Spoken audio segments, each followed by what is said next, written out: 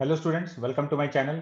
आज हम लोग सॉल्व करने वाले हैं कंसेप्ट ऑफ फिजिक्स के सर्कुलर मोशन चैप्टर से सब्जेक्टिव एक्सरसाइज का क्वेश्चन नंबर 22। तो स्टार्ट करते हैं। देखते हैं क्वेश्चन में क्या गिवन है। A track consist of two circular parts ABC and CDE of equal radius 100 metre and joint smoothly as shown in figure. तो ये ट्रैक का बात हो रहा है यहाँ पर। ये ABC जो कि एक कॉन्वेक्स पार्ट है और CDE कॉन्केव टाइप का सरफेस है। Each part subtends a right angle at its center. A cycle weighing 100 kg together with the rider travels at a constant speed of 18 km/h on the track. Find the normal contact force by the road on the cycle when it is at B and D. ठीक है. Find the force of friction exerted by the track on the tires when the cycle is at B, C, D. Find the normal force between the road and the cycle just before and just after the cycle crosses C. And what should be the minimum friction coefficient between the road and the tire, which will ensure the cyclist can move with constant speed. ठीक है. तो बहुत सारी चीज इसमें पूछा गया है. सबसे पहले हम लोग ये कलेक्ट कर लेते हैं कि क्या क्या हम लोग को गिवन है. तो एक तो radius of the track 100 metre. Track का रेडियस 100 मीटर है. साइक्लिस्ट का प्लस साइकिल का मास टोटल मिलाकर 100 kg. और जिस कांस्टेंट स्पीड से ट्रैवल कर रहा है वो गिवन है 18 km/h. मीटर पर सेकेंड में देखेंगे तो ये 5 मीटर पर सेकेंड हो जाएगा. और ये जो दोनों आर्क है ABC और CDE, ये राइट एंगल सबटेंड कर रहा है 90 डिग्री है. ठीक है. अब देखते हैं एक एक पार्ट हम लोग से क्या कैलकुलेट करवा रहा है. पहले पूछा गया find the normal contact force by the road on the cycle when it is at B and D. ये B पॉइंट और D पॉइंट पर हम लोग को नॉर्मल कैलकुलेट करना है. ठीक है. फ्री बॉडी डायग्राम बनाते हैं. जब ये B पर है तो एक तो ऐसे सरफेस से ऊपर लग रहा है नॉर्मल.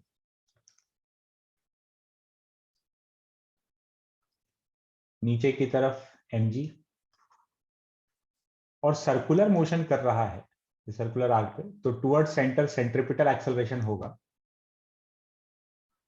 तो सेंट्रिपिटल एक्सेलरेशन हो गया v²/r toward centre of the arc. तो अब इसके लिए इक्वेशन लिख देते हैं, या यहाँ का भी एक वीडियो बना देते हैं. जब D पॉइंट से पास हो रहा होगा, B और D दोनों पे नॉर्मल लिखना है. D से जब ये साइकिल पास हो रहा है तो यहाँ नॉर्मल ऐसे ऊपर लग रहा है, नीचे mg, और ये ऐसे कॉन्केव पार्ट में सर्कुलर मोशन कर रहा है. सेंटर यहाँ ऊपर की तरफ है. तो toward centre centripetal acceleration v²/r. ये दोनों जगह का फ्री बॉडी डायग्राम बन गया. अब हम लोग इक्वेशन लिख लेते हैं. B के लिए लिखें तो जिधर एक्सेलरेशन है उस डायरेक्शन को पॉजिटिव मानते हुए लिख लेते हैं. तो हम लोग इक्वेशन लिखेंगे mg - n is equal to mass into centripetal acceleration. कितना है v²/r. तो नॉर्मल का वैल्यू आ गया mg - mv²/r. ठीक है. D वाले पॉइंट पर लिखें. अगेन जिधर एक्सेलरेशन है उसको पॉजिटिव मानते हुए लिखेंगे. तो n - mg is equal to mass into acceleration mv²/r. तो D पॉइंट पर नॉर्मल आ गया mg + mv²/r. तो ये सर्कुलर मोशन करने की वजह से यहाँ B पॉइंट पर नॉर्मल जो है वो mg से थोड़ा कम आ गया. सर्कुलर मोशन की वजह से जो इफेक्ट है वो नॉर्मल को डिक्रीज कर दिया, mg - mv²/r. और ये कॉन्केव वाले पार्ट में सर्कुलर मोशन की वजह से नॉर्मल इंक्रीज हो गया mg + mv²/r. ठीक है. नेक्स्ट पार्ट पे आते हैं. क्या पूछा गया है? Find the force of friction exerted by the track on the tires when the cycle is at B, C and D. B, C और D पर हम लोग को बताना है कि कितना नॉर्मल लग रहा होगा. ठीक है. तो C से जब यहां साइकिल पास हो रहा है, ये C वाला पोजीशन है. B पर तो ट्रैक ऑलमोस्ट हॉरिजॉन्टल है. B और D पर हॉरिजॉन्टल सिचुएशन है. यहां फ्रिक्शन का रिक्वायरमेंट है ही नहीं. क्योंकि बी के अलावा कोई फोर्स नहीं है जो इसको खींच रहा हो, स्लिपिंग का टेंडेंसी नहीं है ना। जैसे इंक्लाइन पे आएगा ना, बी के आगे जाएगा इंक्लाइन पे, तो mg sin थीटा इसको खींचना चाहेगा। तो कांस्टेंट वेलोसिटी मेंटेन करने के लिए, स्लिपिंग रोकने के लिए फ्रिक्शन ऑपोजिट डायरेक्शन में आएगा। लेकिन बी पॉइंट पर तो इंक्लिनेशन 0 है, और सेम डी पॉइंट पर। तो बी और डी पर फ्रिक्शन का रिक्वायरमेंट ही नहीं है। तो फ्रिक्शन तो तब लगता है जब उसका रिक्वायरमेंट हो।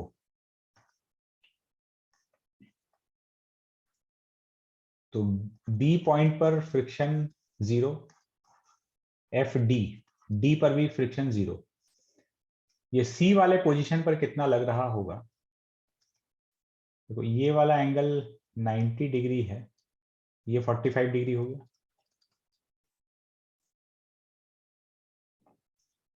तो इस पर जो mg नीचे लग रहा है, इस mg का एक कंपोनेंट आएगा अलोंग द इंक्लाइन। ये इंक्लिनेशन इस तरफ ऐसे है, तो इस mg का एक कंपोनेंट इस तरफ आया। कितना आया?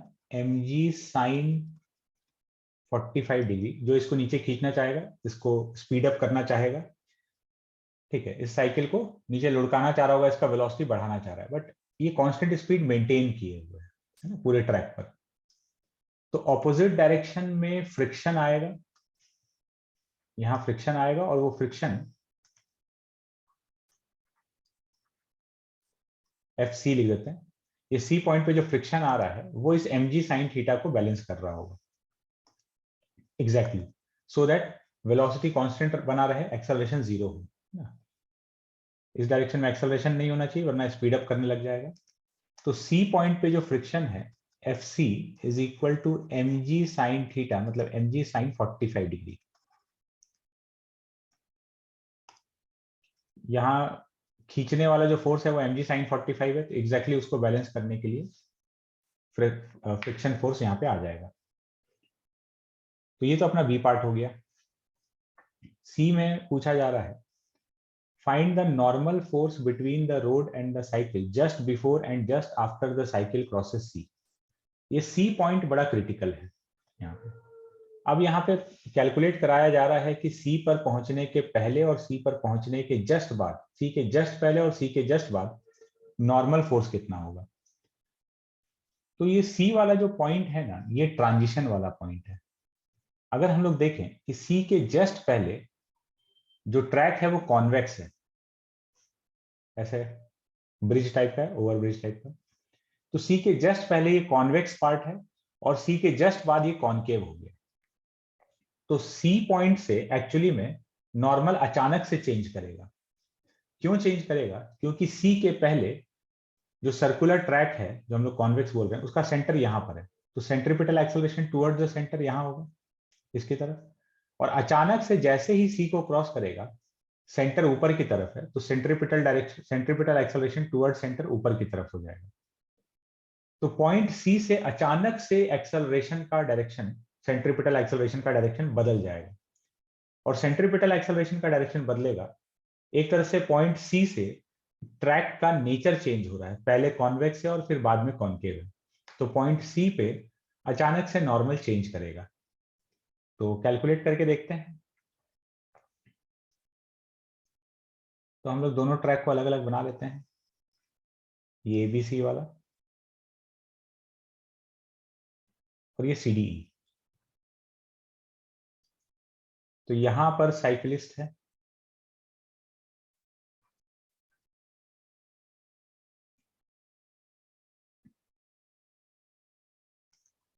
और यहां पर है ये सी पॉइंट और ये सी पॉइंट। ये दोनों ट्रैक जुड़ा हुआ था, हम लोग अलग अलग बना लिए हैं।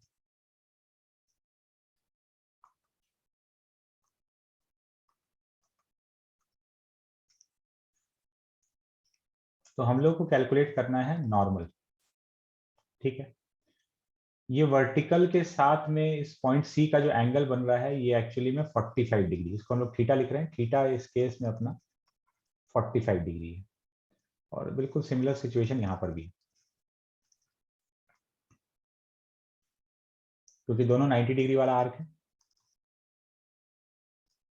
तो वर्टिकल से जो पॉइंट सी का एंगल बन रहा होगा वो थीटा 45 डिग्री बन रहा होगा। अगर हम लोग यहाँ फ्री बॉडी डायग्राम बनाए, नॉर्मल अपने को कैलकुलेट करना है, इधर नॉर्मल नीचे की तरफ लग रहा है mg, ये एंगल हो गया theta, and toward centre centripetal acceleration v square by R. वैसे यहां पर बनाए, जस्ट ये पॉइंट सी के जस्ट आगे पहुंचा है, नॉर्मल इधर डाउनवर्ड डायरेक्शन में mg, ये एंगल थीटा हो गया, और toward centre centripetal acceleration v square by R, ये बन गया fbd। हम लोग को नॉर्मल कैलकुलेट करना है जस्ट बिफोर सी, तो ये सी को क्रॉस करने के जस्ट पहले का सिचुएशन है और ये सी को क्रॉस करने के जस्ट बाद का सिचुएशन है। तो ये सेंट्रीपिटल डायरेक्शन में इक्वेशन लिख रहे हैं, सरफेस के परपेंडिकुलर, जिधर एक्सेलरेशन है उसको पॉजिटिव मानते हुए लिखेंगे। तो यहाँ इक्वेशन बनेगा mg cos theta minus n is equal to mass into acceleration. तो नॉर्मल का वैल्यू आ गया mg cos theta minus mv square by R, और ये वाले केस में अगेन सरफेस के परपेंडिकुलर इक्वेशन लिखेंगे। तो इधर नॉर्मल लग रहा है, mg का एक कंपोनेंट आ जाएगा mg cos थीटा इस डायरेक्शन में, तो n minus mg cos theta, जिधर एक्सेलरेशन उसको पॉजिटिव लेते हुए लिखे हैं, n minus mg cos theta is equal to mass into acceleration mv square by R. तो नॉर्मल का value mg cos theta plus mv square by R. तो हम लोग फर्क देख सकते हैं कि सी के जस्ट पहले normal mg cos theta minus mv square by R है, और सी क्रॉस करते ही mv cos theta plus mv square by R हो गया। अचानक से नॉर्मल में चेंज आया, ये टर्म पहले सब्ट्रैक्ट हो रहा था, अब ये टर्म ऐड होने लग गया। क्यों? क्योंकि एक्सेलरेशन का डायरेक्शन देखो सडनली पलट गया, ये वी स्क्वायर बाई आर इधर था टुवर्ड सेंटर नीचे की तरफ, और अब ये ऊपर की तरफ हो गया। ठीक है, नेक्स्ट पार्ट में क्या पूछा गया?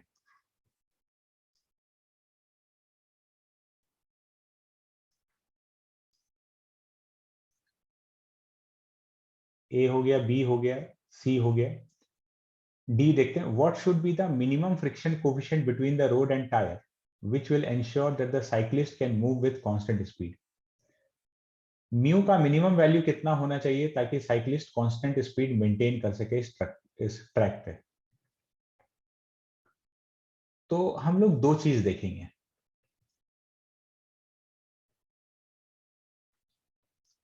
म्यू का वैल्यू कैलकुलेट करने के लिए समझना बात को, ये जो ट्रैक दिख रहा है एबीसी एंड सी डी, अगर हम ये बात करें कि सबसे ज्यादा फ्रिक्शन का रिक्वायरमेंट कहां पर है to maintain the constant speed, तो जहां पर जितना ज्यादा इंक्लिनेशन है फ्रिक्शन का रिक्वायरमेंट उतना ज्यादा होगा, क्योंकि mg sin थीटा का कंपोनेंट उतना ज्यादा आएगा। तो वो पॉइंट है ए, इधर mg sin 45, सी पर भी वही है, और ई। तीन पॉइंट है ए, सी, ई, ये तीन पॉइंट ऐसा है जहां पर फ्रिक्शन का रिक्वायरमेंट सबसे ज्यादा है, क्योंकि यहाँ पे mg का कंपोनेंट जो है वो नीचे की तरफ खींचना चाह रहा है। तो रोकने के लिए, कांस्टेंट स्पीड मेंटेन करने के लिए फ्रिक्शन एग्जैक्टली उतना होना पड़ेगा। तो इन तीन पॉइंट पर फ्रिक्शन का रिक्वायरमेंट सबसे ज्यादा है। ठीक है, अब नॉर्मल सबसे कम कहां पर है? जहां नॉर्मल सबसे कम होगा वहां लिमिटिंग फ्रिक्शन का अवेलेबिलिटी सबसे कम होगा, और लिमिटिंग फ्रिक्शन का अवेलेबिलिटी कम है तो स्लिपिंग होने का खतरा ज्यादा है वहां पर। जहां पर लिमिटिंग फ्रिक्शन कम है वहां पर स्लिपिंग बहुत आसानी से हो सकता है। तो अब हम ये देखते हैं कि लिमिटिंग फ्रिक्शन सबसे कम कहां पर है। लिमिटिंग फ्रिक्शन सबसे कम वैल्यू वहां रख रहा है जहां पर नॉर्मल का वैल्यू सबसे कम है। नॉर्मल का वैल्यू सबसे कम कहां पर है? जैसे सीडीई वाले ट्रैक में देखेंगे, इधर वाले ट्रैक में, तो इसमें तो सर्कुलर मोशन की वजह से नॉर्मल स्ट्रांग हो जा रहा है ना, ये mv स्क्वायर बाई आर वाला टर्म ऐड हो जा रहा है। तो नॉर्मल कम जो है वो एबीसी वाले ट्रैक में ही कहीं ना कहीं, मतलब एबीसी वाले ट्रैक में नॉर्मल हमेशा कम है इन कंपैरिजन टू सीडीई, क्योंकि सीडीई वाले पार्ट में, कॉन्केव वाले पार्ट में सर्कुलर मोशन के इफेक्ट की वजह से नॉर्मल इंक्रीज कर जा रहा है, एमवी स्क्वायर बाई आर वाला टर्म ऐड हो जा रहा है, ठीक है। तो अब एबीसी में सबसे कम नॉर्मल कहां पर है? जैसे बी पर हम लोग देखे थे, तो बी पर आया था mg minus MV square by R, और जबकि सी पर, ये जस्ट एबीसी का जो ये सी वाला पार्ट है, मतलब सी क्रॉस करने के जस्ट पहले नॉर्मल का वैल्यू कितना था, mg cos थीटा, मतलब mg cos 45 minus MV square by R, ये रहा। तो ये सी पॉइंट और सिमिलरली ये वाला पॉइंट, इधर ए पॉइंट देख सकते हैं, ए और सी एक ही जैसा पॉइंट है एकदम। तो सी पॉइंट पर नॉर्मल सबसे कम है, और सी पॉइंट पर ही फ्रिक्शन का रिक्वायरमेंट भी सबसे ज्यादा है। तो सी पॉइंट सबसे खतरनाक पॉइंट है ट्रैक का। क्यों खतरनाक पॉइंट है? क्योंकि एक तो वहां पर फ्रिक्शन सबसे ज्यादा चाहिए, फ्रिक्शन का डिमांड सबसे ज्यादा है सी पर, और फ्रिक्शन का अवेलेबिलिटी सबसे कम है बाकी पॉइंट्स के कंपैरिजन में, क्योंकि नॉर्मल सबसे कम है। तो अगर सी पर स्लिपिंग नहीं हुआ, सोचो सी, अगर पॉइंट सी पर साइकिल स्लिप नहीं हुआ, तो फिर तो पूरे ट्रैक पे कहीं होगा ही नहीं, क्योंकि अगर सी पर फ्रिक्शन इसको सफिशिएंट मिल गया तो बाकी सारे पॉइंट पर तो नॉर्मल उससे ज्यादा ही है, तो फ्रिक्शन उससे ज्यादा ही अवेलेबल होगा और स्लिपिंग नहीं होगा। तो हमको पॉइंट सी पर स्लिपिंग को रोक लेना है। अच्छा, पॉइंट सी पर फ्रिक्शन कितना लग रहा था वो हम लोग देख चुके हैं। पॉइंट सी पर फ्रिक्शन हम लोग से पहले कैलकुलेट कराया गया है, ये mg sin 45। तो सी पॉइंट पर जो फ्रिक्शन है, बस यहां स्लिपिंग नहीं होना चाहिए, तो F C should be less than equal to, C point पे जो फ्रिक्शन है वो F S maximum limiting friction से कम होना चाहिए। ये हम लोग डी पार्ट सॉल्व कर रहे हैं। सी पॉइंट का फ्रिक्शन कितना है, mg sin 45,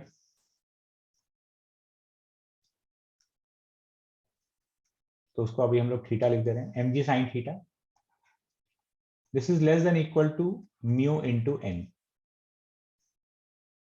और एन कितना है सी पर, सी पर मतलब ये इधर सी क्रॉस करने से जस्ट पहले ये वाला पोजीशन पे, तो नॉर्मल का वैल्यू है mg cos theta minus mv square by R.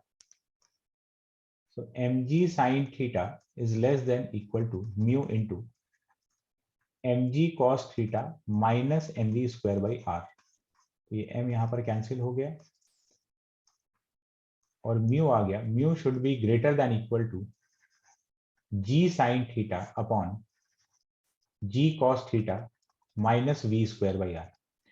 Mu इस वैल्यू के बराबर या इससे ज्यादा होना चाहिए, तो म्यू का minimum possible value is g sin theta upon g cos theta minus v square by R. इतना अगर म्यू का वैल्यू होगा कम से कम, तो पॉइंट सी पर स्लिपिंग नहीं हो सकता है। और अगर पॉइंट सी पर स्लिपिंग नहीं हो सकता है, तो फिर तो पूरे ट्रैक पर कहीं पर भी स्लिपिंग नहीं होगा। तो म्यू एटलीस्ट इतना होना चाहिए। अब इसमें सारा वैल्यूज हम लोग पुट कर देंगे, तो म्यू का अपने को वैल्यू मिल जाएगा।